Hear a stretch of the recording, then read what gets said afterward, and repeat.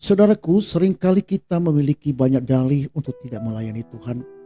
Kita berkata, aku tidak mampu, aku tidak pintar, aku tidak memiliki karunia untuk melayani, keuangan tidak memadai, fisikku banyak kelemahan. Seringkali terfokus kepada kekurangan dan kelemahan kita. Namun kalau kita mengenal kepada siapa kita percaya, kepada siapa kita melayani, maka hal ini kita pasti mampu untuk melakukannya. Kenapa? Karena Allah yang kita layani adalah Allah yang mampu memperlengkapi, karena Dia adalah Allah yang menciptakan kita. Bila Dia yang memanggil kita untuk melayani, Dia pasti memperlengkapi kita.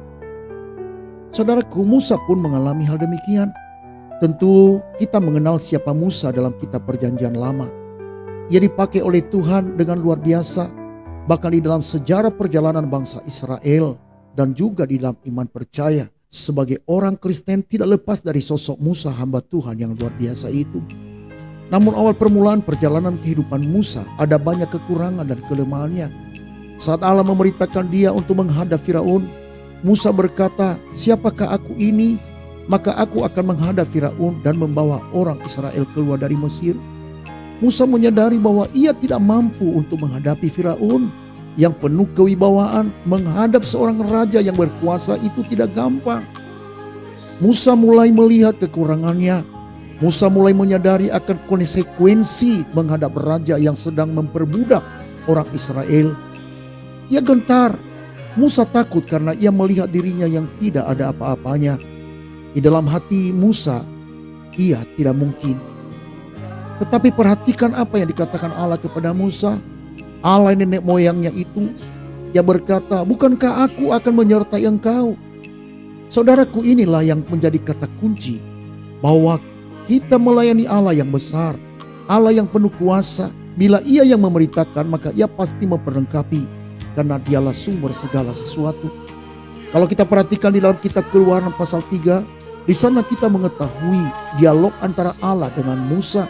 Ia memberikan keyakinan kepada Musa bahwa akulah Allah Abraham, Ishak dan Yakub, Allah nenek moyangmu, dan tidak akan meninggalkan engkau.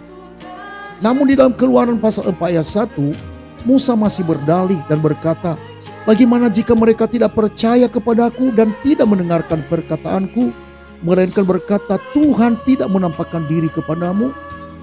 Jadi Musa masih tertuju kepada kekurangan dan kelemahannya, yaitu tidak memiliki kewibawaan untuk meyakinkan bangsanya itu sendiri.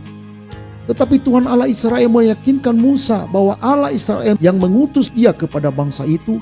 Ia memperlihatkan mujizat kepada Musa dan berkata, "Apakah yang ada di tanganmu?" Jawab Musa, "Tongkat." Firman Tuhan berkata, "Lemparkanlah itu ke tanah." Dan ketika dilemparkannya ke tanah, maka tongkat itu menjadi ular, sehingga Musa lari meninggalkannya. Tetapi firman Tuhan kepada Musa, "Ulurkan tanganmu dan peganglah ekornya."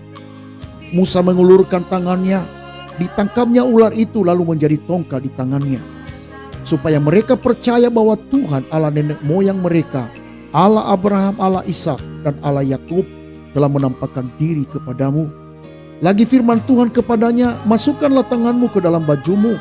Dimasukkannya tangannya ke dalam bajunya, dan setelah ditariknya keluar, maka tangannya kena kusta, putih seperti salju.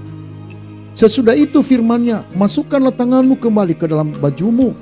Musa memasukkan tangannya kembali ke dalam bajunya, dan setelah ditariknya keluar, maka tangannya itu pulih kembali seperti seluruh badannya.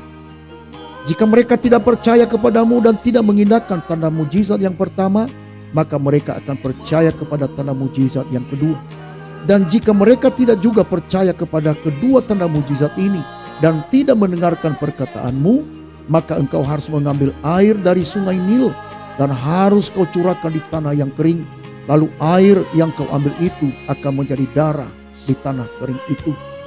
Nah, namun hal demikian saudara, perhatikan Musa masih memiliki dalih untuk tidak mau ikut apa yang diperintahkan Tuhan. Kalau kita lihat di dalam Keluaran pasal 4 ayat 10, lalu kata Musa kepada Tuhan, Tuhan, aku tidak pandai bicara, dahulu pun tidak, dan sejak engkau berfirman kepada hambamu pun tidak, sebab aku berat mulut dan berat lidah." Tetapi Perhatikan apa yang dikatakan Tuhan dalam ayat yang ke-11. Tetapi Tuhan berfirman kepadanya, siapakah yang membuat lidah manusia?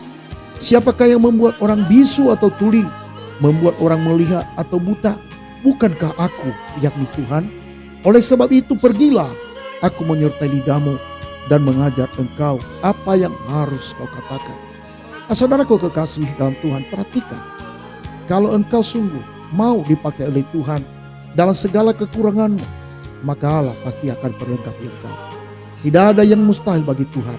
Bukan soal bagaimana engkau tidak mampu, tetapi yang menjadi pertanyaan, apakah engkau mau menjadi alat di tangan Tuhan untuk memperluas kerajaannya? Mari ini yang menjadi renungan bagi kita dan nama Tuhan dipermuliakan. Kiranya Tuhan Yesus memberkati kita sekalian. Amin.